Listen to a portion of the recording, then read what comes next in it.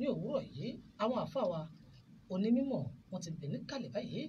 àdúpẹ́ fún Ọlọ́run bá ti òtúnṣe wọn débi ní ayọ̀ àti àlàáfíà àti ní àwọn ọmọ wa níkàlẹ̀ ìmáàmù wa Temim Àríkẹ́óyọ̀ tí wọ́n jẹ́ ìmáàmù ní mọ́ṣáláṣí tí ó ń bẹ ní Sòsímẹ̀ lọ́hùn-ún àwọn náà ni ìmáàmù níbẹ̀ wọ́n ti bẹ̀ níkàlẹ̀ pẹ̀lú wa ní òwúrọ̀ yìí bákan náà Allahu Akbar ètò tó òwúrọ̀ yìí àrò ọ̀tọ̀tún ni a tún ní àwọn àfáà wa tó jẹ́ pé àlejò ni wọ́n onílétu ni wọ́n lẹ̀ yìí tó sì jẹ́ pé wáàsí ó dá lẹ́nu wọn tẹ́ bá rí wọn lẹ́kọ̀ọ̀kan báyìí ká máa dúpẹ́ fún Ọlọ́run ọba ni àwọn àfáà wa Abdulwasiu Surakọ ọmọ bàbá Ládó àwọn náà bẹ pẹ̀lú wa ní òwúrọ̀ yìí kí ni wọ́n fẹ́ sọ̀rọ̀ lé lórí fún wa èyí náà ni wọ́n pè ní pàtàkì àdéhùn àti pé pa olà àdéhùn kó nínú ìgbàgbọ́ àbí nínú ẹ̀sìn nínú Islam tàjọ ṣe yìí ohun tá a tún láǹfààní láti gbọ́ ní òwúrọ̀ yìí láti mú wọn ṣùgbọ́n kó tó wá di pé àwọn àlùfáà wa wọ́n tẹnubọ̀ èmi náà ní gbólóhùn kìyà kan tí kọ̀ọ̀kan fi ní pé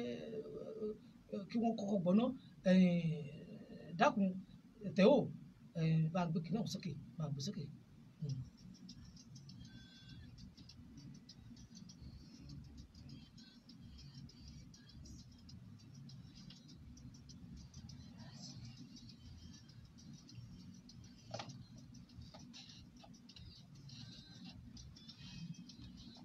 déédéé lẹ sọ àbí kan náà ni ṣe déédéé mẹ́ta àgbọ ni ẹ wọn lámúra ṣe déédéé àbí. àdéhùn ni mo sọ fún mi tó bá gbé. déédéé lèmi gbọ́. kí ló kọ mọ́ṣáláṣí ọ̀dọ́ yìí mọ́ṣáláṣí ọ̀dọ́ yìí. Sòsímẹ̀. orúkọ tí mọ́ṣáláṣí ọ̀dọ́ yìí. mọ́ṣáláṣí Alhamdu wal Bayan. Alhamdu wal Bayan.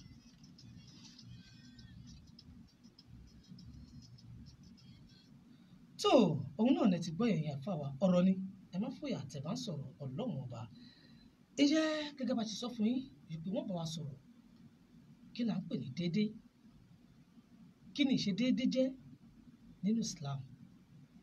gbogbo nǹkan yìí láti ní àǹfààní láti gbọ́ ní òwúrọ̀ yìí àwọn ìmáàmù wa Temim tí wọ́n jẹ́ ìmáàmù ní mọ́ṣáláṣí ní Sòsímẹ̀ walhamd walbayan àwọn náà ni ìmáàmù níbẹ̀ pẹ̀lú àlùfáà wa Abdulwasiu Surakọ ọmọ bàbá Ládó wọn tún àkọlé wa àwọn sálámù sí wọn pẹ̀lú gbólóhùn tí àmọ̀ kíkìrà wà láyé ń bí àti ní ọjọ́ gbọdọ̀ kí á mọ̀ pé asalaamu alaykum wa rahmatulahi wa barakatuh. wa alaykum salaam wa rahmatulahi wa barakatuh. subhanallahi walhamdulillah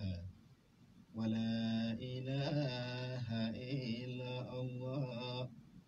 Allahu akbar wala hawla ولا قوة إلا بالله سبحان الله والحمد لله ولا إله إلا الله الله أكبر ولا حول ولا قوة إلا بالله لا إله إلا الله محمد يا رسول الله لا إله إلا الله القرآن كلام الله سبحان الله والحمد لله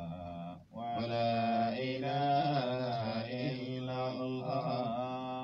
الله أكبر ولا حول ولا قوة إلا بالله. أعوذ بالله السميع العليم من الشيطان الرجيم بسم الله الرحمن الرحيم الحمد لله الذي أرسل رسوله بالهدى ودين الحق ليظهره على دين كله ولو كره المشركون والصلاة والسلام على من الذي جاء بالقرآن كالشمس وضحاها وبينه بسنة المطهرة كالقمر إذا تلاها من عمل بهما عاش في النور النهار إذا جلاها ومن عارض عنهما قد ثبت في ظلمات الليل إذا يغشاها وعلى آله وأصحابه وسلم تسليما كثيرا وبعد. المستمعون الكرام أحييكم بتحية المباركة السلام عليكم ورحمة الله وبركاته. وعليكم السلام ورحمة الله وبركاته. tó àdúpẹ́ fún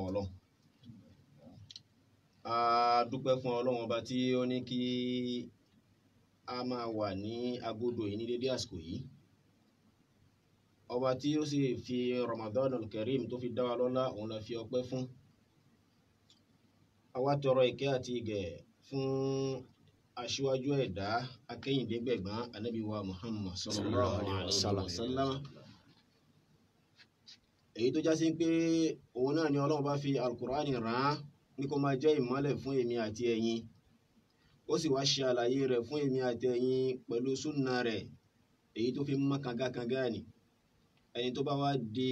Qur'an àti súnà Nabi mọ́ tó dì mú sallallahu alaihi wasallam, òun tàn yóò máa bẹ nínú ìmọ́lẹ̀. Ẹni tó bá wá kọ̀ tó lóhun ò ní fi ṣiṣẹ́ ṣe, ajẹ́ òun tàn yóò máa bẹ nínú òkùnkùn ayé gbìrìngbìrìn. Ọlọ́run àtẹ̀yìn àtẹ̀mí má fi wá sínú òkùnkùn rẹ̀. Nítorí àsìkò, a kí gbogbo ilé lápapọ̀, a kí àwọn àfáà tí wọ́n ti gba àyè yìí wá lọ, tí wọ́n ti gba iléeṣẹ́ ìkọjá, iléeṣẹ́ rédíò Sport FM. A sì kí olóòtú ètò yìí, olóòtú agbódò yìí, Alhaji wa Sheikh Saleh Elétí Ọ̀fẹ́. tó akínyìn púpọ̀ pé ẹ kú iṣẹ́ takuntakun, ẹ kú gbìyànjú, ìgbìyànjú yín kò ní jọba o, Ọlọ́run yóò bá wa léyìn kún nínú ìgbìyànjú náà. Ẹ̀san tí ẹni tí ń ṣerú eléyìí máa ń gbà níwájú Ọlọ́run ọba láyé àti ní alkiyama, Ọlọ́run wà ní ìdùn ní ládàá rẹ̀. La ilaha illallah sallallahu alaihi wasallam. Àti gbogbo àwọn tí wọ́n tì í lẹ́yìn tí ètò náà fi ń lọ bó ṣe ń lọ ni pẹ̀lú ògbó Ọlọ́run ọba o kó má dùn ní ládàá rẹ̀ láyé bí àti ní kọ̀kọ̀ sáyà tó lè gbàgbà alkiyama. Mo tara bẹ̀ mo kí àfáà mi tí a jọ ń bẹ ní agodo yìí, àfáà mi alálùbáríkà Sheikh al-Mufaddil Sheikh Abdulwasi Suraqa ọmọ Babalado, tó já sí pé gẹ́gẹ́ bí olóòtú ṣe sọ pé onílé ni wọ́n, àlejò sí ni wọ́n, kò sí rọ́ńbẹ́. Kọ́lọ́n kó dákun kó jẹ́ kájọ ní àjọṣepẹ́ lórí ìlànà àti Ọlọ́run àti Ànábì wa Muhammad sallallahu alaihi wasallam. tó jàmá ká má bára wa lásìkò jẹ́, torí pé àsìkò náà pọ̀ fún wa báyìí. Wọ́n ní ká bára wa sọ̀rọ̀ nípa nǹkan tó ń pè ní déédé. Alákọ̀ọ́kọ́ náà, kí ni nǹkan tó ń pè ní déédé? Ó yẹ ká kọ́ gbọ́ ìtumọ̀ rẹ̀. Ìṣe déédé nínú Islam àbí ní ìlànà tí Ọlọ́run àti Ànábì wa Muhammad sallallahu alaihi wasallam, òun náà nǹkan tán pè ní at-taswiyatu bayna shay'ayni biduni al-jawr wal-mayl ila ahadihima. Òun náà ni kéèyàn ṣe déédé lẹ́ẹ̀rin nǹkan méjì àbí jù bẹ́ẹ̀ lọ, aw akthar àbí jù bẹ́ẹ̀ lọ, yàtọ̀ sí wípé kéèyàn ṣe àbòsí àbí kéèyàn fi síbì kan nínú kíní kejì. Nǹkan tán pè ní déédé ni. وقد أمر الله به في موادع كثيرة من القرآن الكريم.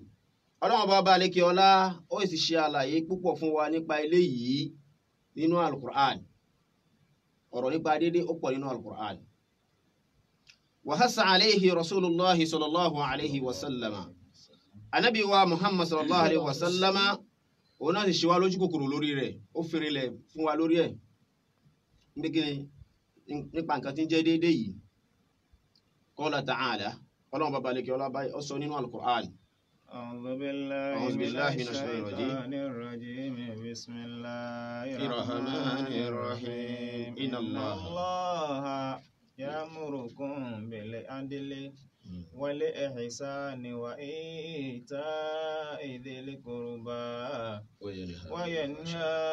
عن الفحشاء والمنكر والبغي يعظكم لعلكم تذكرون. Ọlọ́run bàbá àlékè ọlá ó ní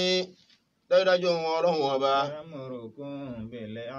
òun pa yín láṣẹ, òun pa ẹ̀yin àtèmi, ó pa wá láṣẹ ìmáa ṣe déédé wal ihsani àti ìmáa ṣe dáadáa wa ita'i zul qurba àti ìmá fún àwọn alásùnmọ́ ẹni tó súnmọ́ ni ìmá fún wọn ní ẹ̀tọ́ wọn ara dédé níbẹ̀ anil fahsha'i wal munkar àti ní pé Ọlọ́run bá ń kọ̀ fún èmi àtẹ̀yin nípa ìwà bàjẹ́ àti ìwà tí ọkàn kọ̀ wal baghi àti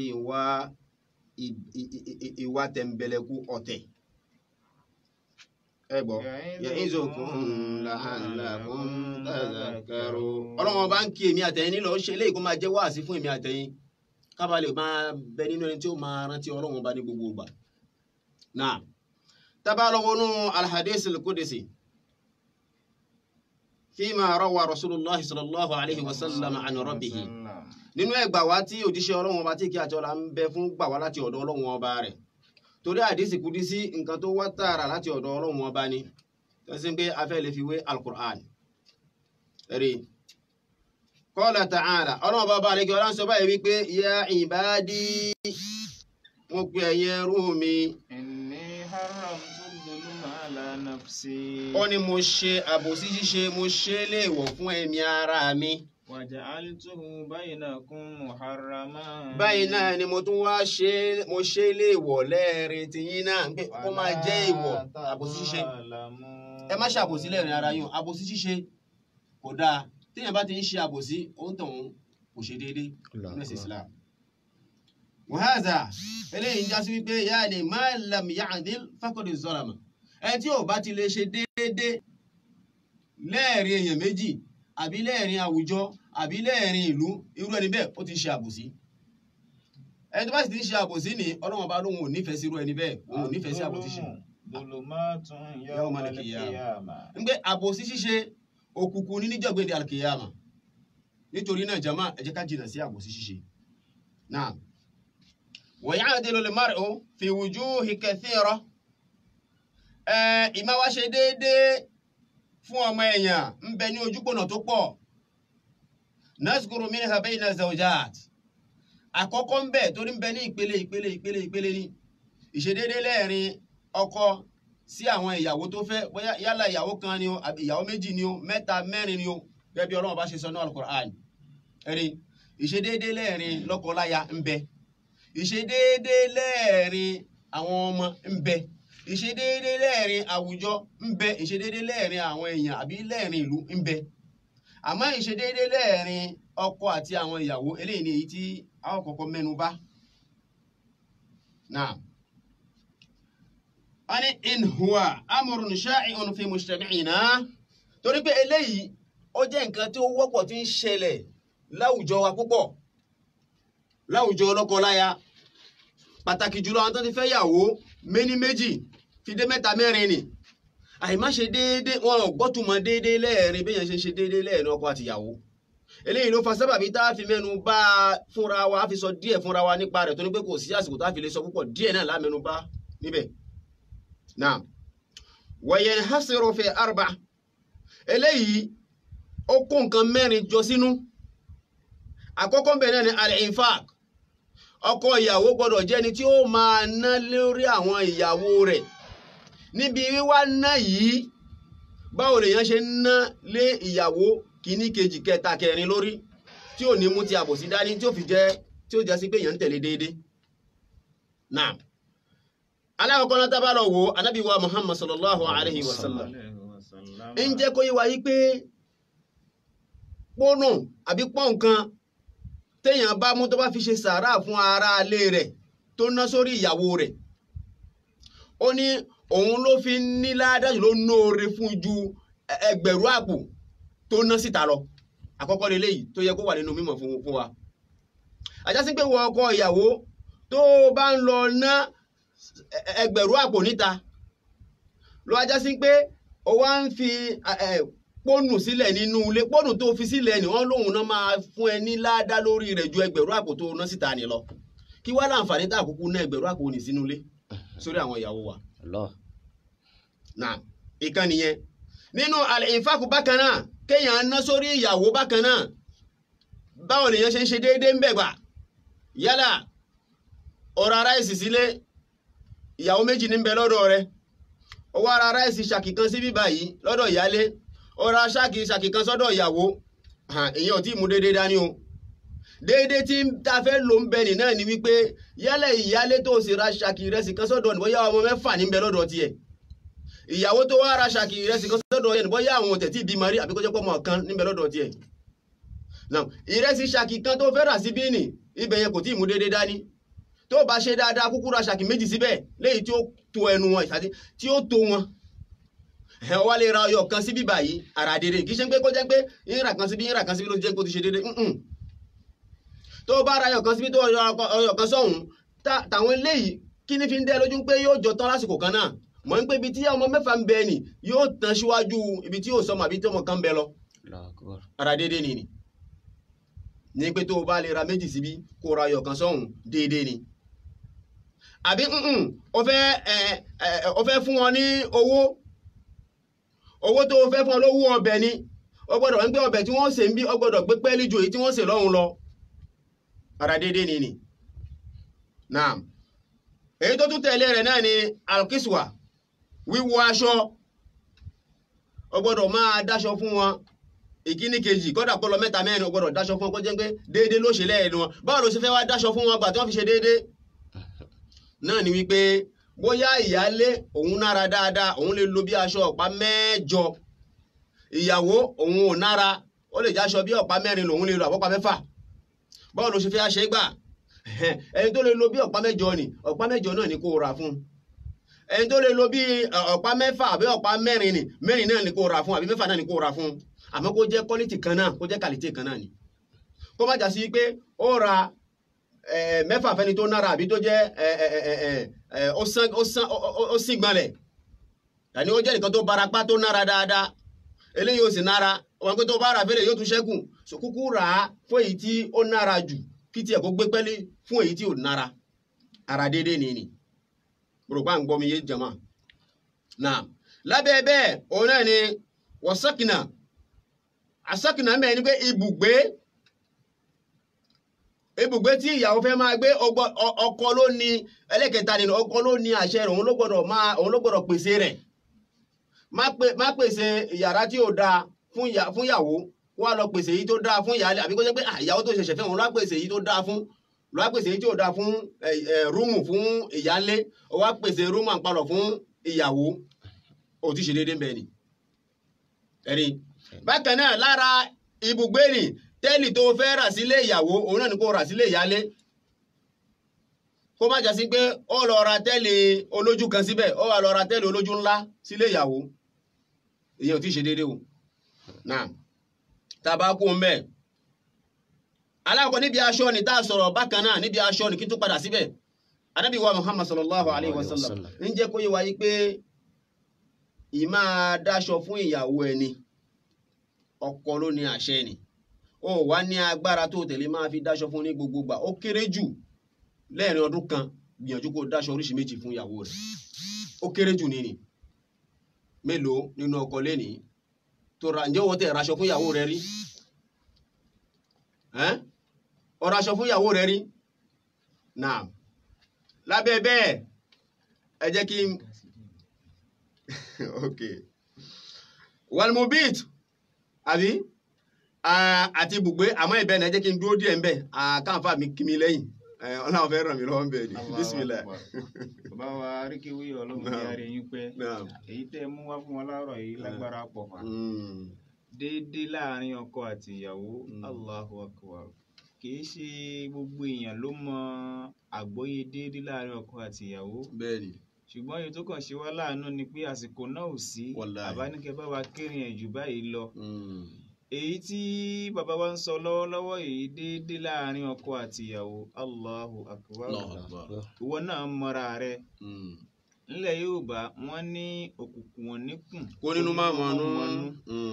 wọ́n bá pariwo látòní dọ̀la ìwọ náà mọ ibi tí kò sí ń jàǹbá ó sì léwu fún ìgbésí ayé rẹ wọ́n ń sọ nípa déédéé lórí ń tọ́ ọmọ fún àwọn ìyàwó rẹ abáwárí kéwúyọ̀ àṣọkùnrin míì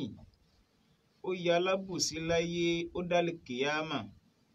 yóò mọ tàn yín ni o pé wàláhì mò ń ṣe déédéé bágbára mi ti ká irọ́ ló sì ń pa. wàláhì òpòrọ̀ ńláńlá ni Wallahi. kódà kò dìgbà tó o bá jẹ́ oníyàwó méjì mẹ́ta kó o tó ní déédéé Wallahi. kódà oníyàwó kan náà lè ṣe déédéé láàrin òun àti ìyàwó kan bẹ́ẹ̀ni.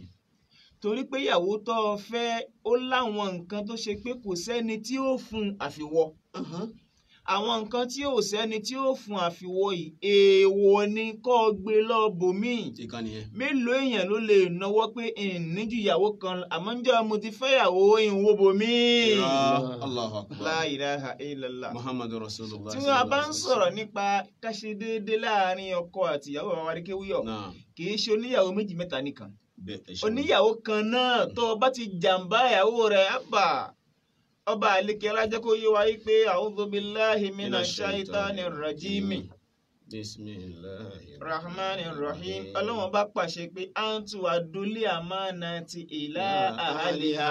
gbogbo ìgbà fipamọ́ ẹ máa dá padà fáwọn tí wọ́n ní àmọ́ náà ìyàwó rẹ lọ́dọ̀ rẹ òun náà ni pé kó má jàǹbá irinṣẹ́ tí ń bẹ lára rẹ pẹ̀lú ẹ lórí ẹ̀ ihun tó ò lè gbà ṣé fóun ló fi ń lọ ọmọbìnrin yìí mélòó ọkùnrin lára rẹ lè gbà kí wọ́n gbọ́ pé ìyàwó rẹ ń yàlè yóò máa wá ranjú bí ológogoro ìwọ ò lè gbarú ẹ̀ kí ló fi ń lọ wọ́n sí. nínú ká ṣe déédéé láàrin ìwọ àti ìyàwó kan déédéé ń bẹ ń bẹ náà látara ìpèsè ibùsùn fáwọn ìyàwó wa tí wọn bàbá ìmú wàrí kí ó yọ sọ ní ìsìn àsákínà ibùgbé tó mọ pèsè fáwọn ìyàwó rẹ lórí bágbára bá ti mọ lásìkò tí ìyàwó dé ìyàwó tó ṣe pé nígbà tó o fẹ́ nǹkan pọ̀ lọ́wọ́ rẹ nígbà tó Ọlọ́run ní kíyàwó kejì fẹ́ fi wọlé àsìkò ti gbẹdẹmukẹ́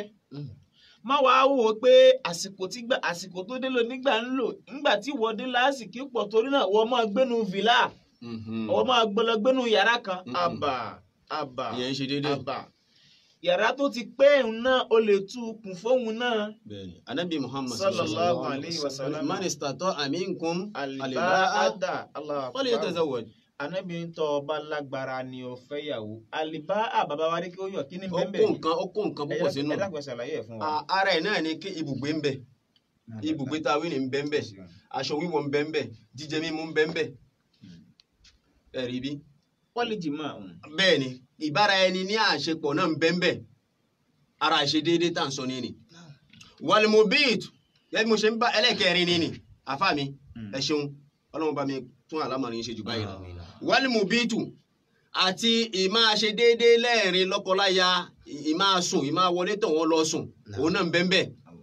má torí pé eléyìí ara rẹ̀ ọ̀yá náà ni mi fi ní sun ọ̀dọ̀ rẹ̀ là kò rí bẹ́ẹ̀ o. tó bá wá ṣe gbogbo eléyìí náà ni èyí tó já sí pé oníkápá lórí rẹ̀ tó lè ṣe. ẹ̀rí báyìí nísìn làfáà fi sọ pé wàhálà máa yamlikuhu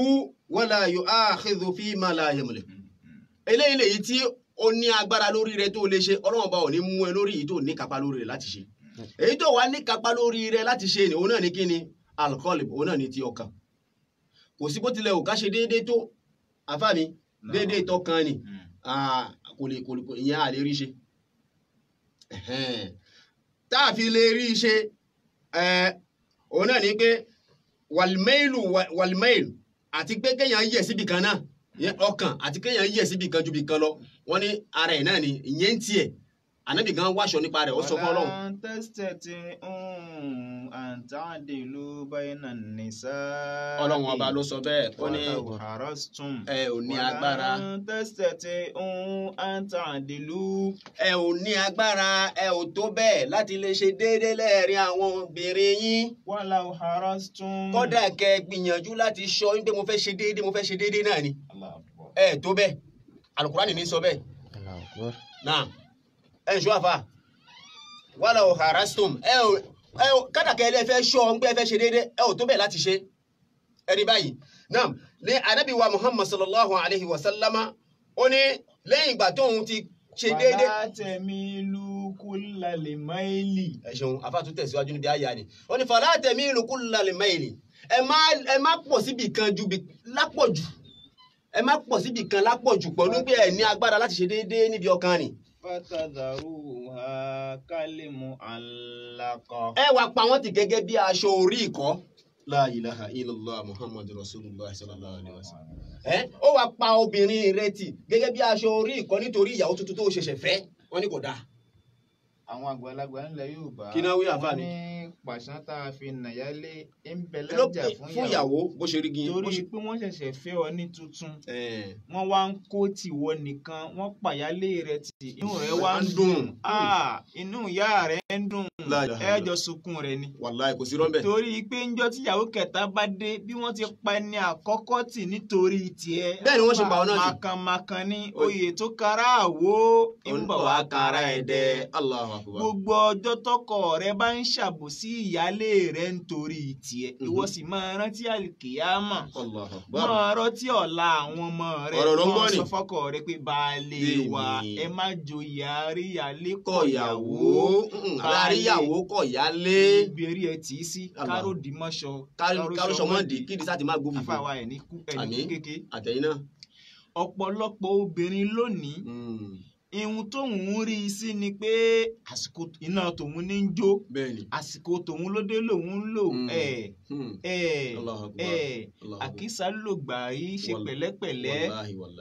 ìyàwó tó gbó lójú wọn ni òun náà ti jẹ́ ọlọ́bẹ̀ ṣinrin rí tó o bá wá lò àsìkò tí wọ́n ń wò nígbà tiẹ̀ ń lòkulò wọ́n náà fẹ́ gbó.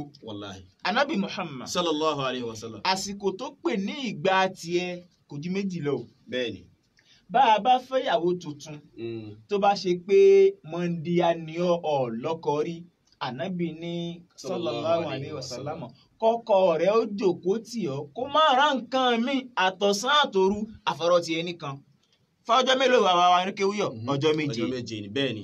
àmọ́ tó bá ṣe pé wọ́n tọ́ ọ ti lọ lọ́kọ rí náà ẹ̀ṣẹ̀ wá fẹ́. o ti ń jẹ́ kínní yìí bọ̀ pé fa ọjọ́ mẹ́ta tó ọ lò lẹ́yìn ọjọ́ méje fún mọ́ndíyá ọjọ́ mẹ́ta fádélébọ̀ àtẹ́síwíyà déédéé bẹ̀rẹ̀. ọkọ rẹ ò bá ṣe é bẹ́ẹ̀ tí wọn náà wàá jòkó ti pé inú ìyá rẹ náà ń dùn pé ọmọ mi rí ibi jòkó ó dọ̀hún ó tì wọ́n fẹ́ẹ́ tì wọ́n náà mo rẹ́rìn ẹ̀ láwìn. wọ́n fẹ́ẹ́ ti ìwọ tọ́lá tí wọ́n bá tì ọ́ wọ́n ti ìyá rẹ mọ̀. bẹ́ẹ̀ni bẹ́ẹ̀ni. torí ẹ̀yin obìnrin wa tá à ń lọ́kọ tọkọ wa wá pa àwọn ẹnìkan tí nítorí tiwa má rò pé ó mọ̀ ọ́ ṣe o má rò pé ó mọ̀ ọ́ ṣe o tó bá ṣe pé oògùn ló sà ló wá ń fi ọlọ́kàn balẹ̀ tó bá ṣe pé ọlá ló ní ló fi rò pé orọ́kọ jágbà lọ́wọ́ ẹlòmíì bọ́lọ́run bá dé bọ́lọ́run bá dé bọ́lọ́run bá dé nígbà míì ọba tí máa ń sẹ́ni mọ́lé láì tilẹ̀kùn ọba tí máa ń lani lóògùn lásìkò òtútù la ilaha illallah. ẹ bá ń parí àyà ni. fatadharuha kalmu'allaqa wa in tuslihu wa tattaqu. ó ní ẹ àmọ́ tó o bá ń ṣe dáadáa lẹ́ẹ̀rin kíní kejì wọn wà tattaqu tó o sì wá fi ìpáyà Ọlọ́run bá kún. fa inna Allaha kana ghafurar rahim. dájúdájú Ọlọ́run ọba aláforíjì ni ọba oníkẹni yóò sì kẹ́ ọ yóò foríjì ẹ lórí ibi tó kù sí ni ibi tó kù sí tó lè ṣe déédéé náà ni ọkà Ànábì wa Muhammad sallallahu alaihi òun náà bẹ Ọlọ́run ọba ó ní Allahumma haza juhudi wọ́n Ọlọ́run ọba eléyìí náà ni ìgbìyànjú mi nípa déédéé tí mo lè ṣe orí fíìmà amliku lórí nǹkan tí mo ní kápá tí mo lè ṣe wala tu'akhizni fíìmà tamliku Ọlọ́run má gbà mí mú má jẹ mí níyà lórí èyí tí mi ò ní lórí èyí tí ìwọ ní kápá tó lè ṣe wala amliku tèmi ní kápá lórí rẹ̀ torí pé Ọlọ́run ọba náà ló ní kápá lórí rẹ̀ ẹ̀rí báyìí lọ́lọ́run bá fi mú àyà tá a ká ni la fi jẹ́rìí rẹ̀ nísàlẹ̀ pé tó o bá lè ṣe déédéé níbi ọkàn gbìyànjú kó máa ṣe dáadáa fún wọn kó o sì máa bẹ̀rù Ọlọ́run ọba kó o sì máa bẹ̀rù Ọlọ́run ọba pẹ̀lú wọn ló ń di wọn bí agbára rẹ̀ ṣe mọ eléyìí náà ló fi rí yọ́nú Ọlọ́run ọba ló fi ráforíjì ló sì fi rí kẹ́ lọ́dọ̀ Ọlọ́run. tó lẹ́yìn náà Ànábì wa Muhammad sallallahu alayhi wa sallam ó ṣe wá lójú kòkòrò lórí máa ṣe déédéé àti nípa wípé Ànábì sallallahu alayhi wa sallam nígbà tí tára rẹ̀ ò yá sallallahu alayhi wa sallam pẹ̀lú bára rẹ̀ ò ṣe yá tó ní wọ́n a máa gbé Ànábì wọ́n a máa gbé wọ yàrá obìnrin kọ̀ọ̀kan tí oorun bá kàn ìwọ wá sì torí pé ara ìyàwó rẹ ò yá ìyálé ò yá wá lóhun ò ní sùn lọ́dọ̀ rẹ̀ mọ́ wà pàtì bí aṣọ orí ìkọ́ eléyìí ò dáa. àfáà mi nípa déédéé tá a sọ lẹ́ẹ̀kan nì náà wípé a fẹ́ mú eléyìí wá kó tó máa jẹ́ ẹ̀kọ́ fún wa Ànábì wa Muhammad sallallahu alayhi wa sallam níjọ́ kan tó jáde ó jáde lọ kánàbì tó dé àwọn ìyàwó rẹ̀ wọ́n ṣe mítínì lẹ́ẹ̀rin ara wọn wọ́n jókòó wọ́n ní tí ọkọ wa bá délé ní àwọn fẹ́ mẹni tó nífẹ̀ẹ́ jù lẹ́ẹ̀rin àwọn àfà kí ló wá ṣẹlẹ̀ nígbà tánàbì dé sallallahu alayhi wa sallam wọ́n bá na ọ̀rọ̀ yìí síwájú rẹ̀ pé tó ènìyàn fẹ́ mẹni tó nífẹ̀ẹ́ lẹ́ẹ̀rin àwa ìyàwó rẹ̀ Ànábì sì ní la yantiqu anil hawa in huwa illa wahyun yuha kì í sọ̀rọ̀ fẹ́nu àyàfi nǹkan tí Ọlọ́run bá mú wá fún náà ni máa ń sọ. Ànábì wá dákẹ́ sin àti ó wá sọ̀rọ̀ sallallahu alayhi wa sallam ó wá ní ẹni ẹ dákun owó ló fi pọ̀jù nínú wa yìí tá à ń ná àpò mẹ́wàá náà ni òun náà ni olórí owó tá à ń ná àwọn láfi ṣe àpèjúwe ìyẹn pé tí ń jẹ́ owó tí wọ́n ń ná nígbà náà lọ́hùn olórí owó tán ná nígbà náà lọ́hùn níyẹn dírámù àpò mẹ́wàá láfi ṣe àpèjúwe rẹ̀. Ànábì wá ní ẹnikẹ́ni nínú yín tí mo ti fún ní àpò mẹ́wàá rí sallallahu alayhi wa sallam òun lẹni tí mo nífẹ̀ẹ́ sí jù. Allahu akbar ẹja kun jama eléyìí ẹ̀kọ́ ló jẹ́ fún èmi àtẹ̀yìn. ìjọ́ wo ni wọ́n pe ìyáálé rẹ tó dá fún lówó lọ́tọ̀ tíyàwó ò mọ̀ ìjọ́ wo ló pe ìyàwó tó fún lówó lọ́tọ̀ tíyàálé ò mọ̀ ṣebí tó bá ti fún bíbáyìí ló ń lọ sọ fún ìyá ìgbà mo máa fún níye báyìí mo fún níye báyìí tírú eléyìí bá wá ṣẹlẹ̀ sí ọ ǹjẹ́ o lè rí làákàyè tó lè fi tò ó ǹgbà tẹ́lẹ̀ ìṣẹ̀lẹ̀ táwọn obìnrin túká gbogbo wọn bá túká inú takún dùn ni torí pé kí ni Ànábì ti fún gbogbo wọn lápò mẹ́wàá rí ní kọ̀ọ̀kan ní kọ̀rọ̀ tí ó sì hàn sí ìyálé tí ó hàn sí ìyàwó sallallahu alaihi wasallam ń gbé bẹ̀rẹ̀ nísìn ẹ̀kọ́ ló jẹ́ eléyìí màmú gbà eléyìí èmi ni Ànábì fẹ́ràn eléyìí náà ní èmi là Ànábì fẹ́ràn tó ìjà sí pé gbogbo wọn náà ni wọ́n ti gbowó ńlá lábẹ́lẹ̀ sallallahu alaihi wasallam tó eléyìí kó máa jẹ́ ẹ̀kọ́ fún wa náà wípé Ànábì wa Muhammad sallallahu alaihi wasallam wọ́n á ní ìyá ọkọ tí bá ń pọ̀ sí bìkan ju bìkan lọ. a ti ń pariwo látàárọ̀ ká ṣe déédéé ẹ ti sọ oríire tó ń bẹ ń bi ká ṣe déédéé bàbá wa ń ṣàbòsí àwọn ìyàwó wa ń kọ́. ibẹ̀ náà ni mo ń lọ ustaz mi so tá a bá ń ṣàbòsí àwọn ìyàwó wa tá a wá pọ̀ síbi kan ju bì kan lọ Ànábì wa Muhammad sallallahu alaihi wa sallam ń jẹ́ kó yé wa pé tó bá dijọ́ gbẹ̀ndẹ̀ àlùkìyàmà ó ní irú àwọn ọkùnrin bẹ́ẹ̀ náà lẹ́rìí wọn tí ẹ̀gbẹ́ wọn yóò wọ̀ báyìí ọ̀hún wọn yóò wọ́ sẹ́gbẹ́ kan ni àmì àlámà àpèjúwe tẹ́ fi dá àwọn ẹni tí wọ́n yìí ṣe déédéé lẹ́ẹ̀rin àwọn ìyàwó yóò ti yẹ sẹ́gbẹ́ kan èjìká tó fi ń ruga tó fi ń ṣe tanku wàláhì yóò yẹ ọmọ wa rìn ń bẹ̀rẹ̀ yóò máa di tangele jìgá ẹ̀ ẹ̀rí báyìí irú àwọn ẹni bẹ́ẹ̀ tó bá dé ọjọ́ gbẹdàlì kìyàmọ̀ tá a bá rí wọn lẹ́lẹ́gbẹ̀ẹ́ bẹ́ẹ̀ ká tó mọ̀ pé àwọn tó ń ṣàbòsí àwọn ìyàwó wọn àwọn yẹn. tó bá dàlì kìyàmọ̀ àwọn tá a mọ̀ wá ká àwọn eléjìká yẹ àwọn alábòsí àwọn Ọlọ́run má ṣe wá bẹ́ẹ̀ o àmín bàbá wa rí kí ó yọ. Allahu akbar. nípa ti èyí tó tún kún ẹ kì mí lẹ́yìn nípa ti àwọn ọmọ. Allahu akbar. tó yẹ kéèyàn máa ṣe déédéé nípa àwọn ọmọ náà. bá a ti ń gbọ́ látàárọ̀ yìí ìwọ náà ti mú tiẹ̀ èmi náà ti mú tèmi ká ṣe déédéé sáwọn ìyàwó wa nǹkan dáa pípọ̀ ni òun lọ ti gbọ́ yìí wọ́n ní o mọ́ tẹ̀sí ibìkan ju ibìkan lọ tó o bá fẹ́ yẹ̀ léjìká ní àlùkìyámọ̀ tó bá ń sọ nípa ká ṣe déédéé ó kọjá àárín ìyàwó àtọmọ bàbá wa Aríkéwúyọ̀ nínú ká ṣe déédéé òun láàfin láǹfààní sí ìfàyàbalẹ̀ láàárín ìlú nínú ká ṣe déédéé òun lẹ̀mí wá fi balẹ̀ wọ́n fẹ́ pa mí wọ́n fẹ́ jí mi gbé òní sí. nínú àǹfààní déédéé Ànábì Muhammad sallallahu alayhi wa sallam ó sọ fún arákùnrin kan pé ṣọ́ọ̀fẹ́ dalérú ṣọ́ọ̀fẹ́ kú káwọn ọmọ ṣépè fún ọ lẹ́yìn rẹ̀ ó ní rárá Ànábì ní èyí tó fèmí Ànábì jẹ́rìí ìlé jẹ́rìí rẹ̀ o. ẹ̀já wò ó.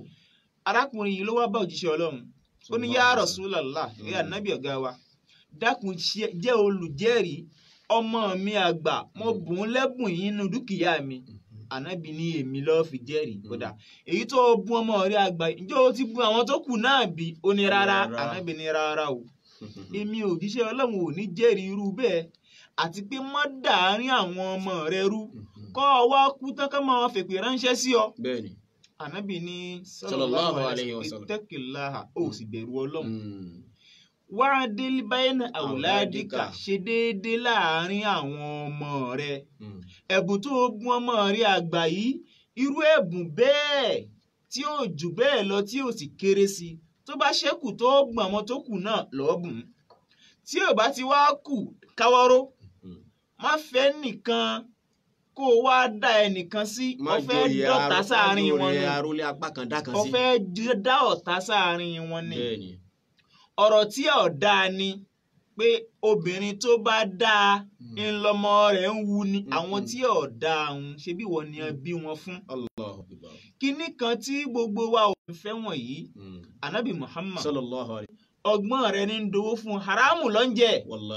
ìwọ tó ń bá àyàn tajà wọ́n wá gbọ́jà fún ọ ọjà yìí o tà á wá o lápò 6 lápò 5 Ọlọ́run ní kí wọ́n mọ̀rọ̀ owó ṣe ó mọ̀rọ̀ owó ṣe ẹnu rẹ̀ dùn ó wá ta ọjà àpò 6 lápò 8 àpò 2 tó léènì rárá o kìí ṣàǹfààní fún ọ lára kátajà àtọ́jú owó àtèrè àti èlé kákó jíjẹ́ fẹ́ni tó ní dúkìá ńlá nábì Muhammad ọ̀gá wa ńlá ni lè fẹ́ Khadija kéèyàn lóòótọ́ kó kó gbogbo ọwọ́ kalẹ̀ fẹ́ni tó lówó lànàbì fi rí Khadija fẹ́ lànàbì fi rí ọkàn rẹ̀ wọ̀ wọ́n wá fìwọ́ náà ṣọ́gbá ó wá tà á ní iye tó ju iye tí wọ́n pè é lọ o ti wá rò pé èyí tó léènì ní tiẹ̀ àǹfààní rẹ̀ kọ́ o àǹfààní rẹ̀ kọ́ o Ànábì Muhammad sallallahu alaihi wasallam níjọ́ kan ó rán àwọn ẹnìkan pé ẹ lọ àwọn ìgbèríko ẹ lọ gba zakawati wá àwọn zaka ọ̀ranyàn lọ́dọ̀ àwọn tí wọ́n lówó lọ́wọ́ arákùnrin kan wá lọ́nu wọn ń gbòó dé ló wá ní hadha lillahi wa hadha li òjíṣẹ́ Ọlọ́run zakare o èyí tó wà lẹ́gbẹ̀ẹ́ ọ̀tọ̀ ẹ̀bùn tí wọ́n pè mí náà ni Ànábì ní yaba ó lè ní ọ ni ajalasta fi bẹ́ẹ̀tì àbí kàwáyà àti kàsàdákà ó lè jòkó ńlẹ̀ bàbá rẹ kí sàárà wá bá ọ ìwọ náà tó tajà ọlọ́jà tó ló jèrè àpò kan ó ṣe jòkó ńlẹ̀ ìyá rẹ kó jèrè àpò kan ẹni gbọ́jà sí ọ lórí ló lè rí àtowó ni àfẹ̀yí tí wọ́n bá yàǹda fún ọ pé ọjà yìí mo fẹ́ gbàpò 10 lórí ẹ̀ àmọ́ yẹ kí iye tó bá tà á lólé lórí àpò 10 ìwọ ló ní nǹkan rẹ bí wọn ò bá sọ bẹ́ẹ̀ fún ọ má mú owó olówó mọ́ o ṣọ́ngbọ́ má mú owó olówó mọ́ o má mú owó olówó mọ́ o náà ló ń gbọ́ ni. bákan náà ìfi ọmọ kan kẹ́kan àwọn ọmọ tí ò ń tọ́ ló fi ń kẹ́ àwọn ọmọ tí wọ́n bí ọba tó dá wa ò tó bẹ́ẹ̀ ìfikàn kẹ́kan ní ò sọ wọn tó ń fi kan kẹ́rọ lórí kò sọ wọn lórí rẹ̀ ṣe déédéé láàrin wọn àwọn ọmọ yìí ni wọ́n ń dààmú àwọn ni wọ́n ń ṣe oògùn tó yẹ fi jẹun ìhun tí àwọn ọmọ rẹ bá jẹ ẹni káwọn náà ó jẹ ìhun tí àwọn ọmọ rẹ bá mu ẹni káwọn náà ó mu ẹni táwọn ọmọ rẹ bá ń wọ̀ lásọ ẹni káwọn náà ó wọ̀ má ṣàbòsí wọn má fi kankan nínú ẹ̀ bákan náà ìwọ tó gba ọmọ sọ́dọ̀ ọmọ ní wá sìn ọ́ fáá ó tó àkókò tọmọ nífẹ̀ẹ́ jèrè sísìn tó sìn ọ́ owó ẹ̀sùn tí ò tó nǹkan kà sí lẹ́sẹ̀ ó sì lé dànù. àmọ́ aláfikún àbá mi ni pé ìwọ tó bá gbé ẹ sí di igbá náà bá sọ fún ẹ pé tó o bá ta àpò 6 mo ní kó o ta àmọ́ tó o bá ta lápò 8 àpò 2 orí ẹ̀ tiẹ̀ ni tó bá yọ̀ǹda fún ẹ ẹ̀bùn rẹ nù àmọ́ tí o bá yọ̀ǹda o ti tú ẹ lẹ̀ ń bẹ̀ àmọ́ tí o bá yọ̀ǹda kì í ṣe tiẹ̀. ẹ parí ọ̀rọ̀ yìí torí ẹ̀jàn mọ́ ìṣe dáadáa ìṣe déédéé àìfi àbòsí lò ṣẹ̀mí láàárín àwọn tá a kó jọ òun láàfin nífàyàbalẹ̀ òun làwọn ọmọ ẹ̀nì náà ò fi ní mọ jà ọ́ lólè mọ́ nígbà tó mọ̀ pé òkú ní fáwọn lẹ́tọ̀ọ́ wọn á sì máa jí ìwọ náà ṣe déédéé kó o lè nífàkànbalẹ̀ ọlọ́run má dààmú wa. tó a kí àwọn ìmáàmù wa tèmi àríkéwúyọ̀ tí wọ́n jẹ́ ìmáàmù ní walhamdu walbayan tí wọ́n ṣe wá sí fún wa ní òwúrọ̀ yìí àti àwọn afáwọn abdulwasi sọ̀rọ̀ ọkọ̀ ọmọ babaládó agbádùn wọn lé mo sì mọ̀ pé ní béèrè tẹ́fẹ́ béèrè èmi gan nígbà kan gbèbèrè bí ṣùgbọ́n láàrin ìṣẹ́jú kan sí kejì ẹ jẹ́ ń fi àyà balẹ̀ náà pẹ̀lú sùràtì fati torí pé àwọn àfáwà yìí àfọ òní kùránì ni wọ́n sùràtì fati náà kó jẹ́ ìfàyàbalẹ̀ fún wa ẹ jẹ́ láàrin ìṣẹ́jú kan sí kejì mo ń padà bọ̀ wá lórí àtẹ́gùn yìí láàrin ìṣẹ́jú kan péré à ń bọ̀ wá lórí àtẹ́gùn yìí.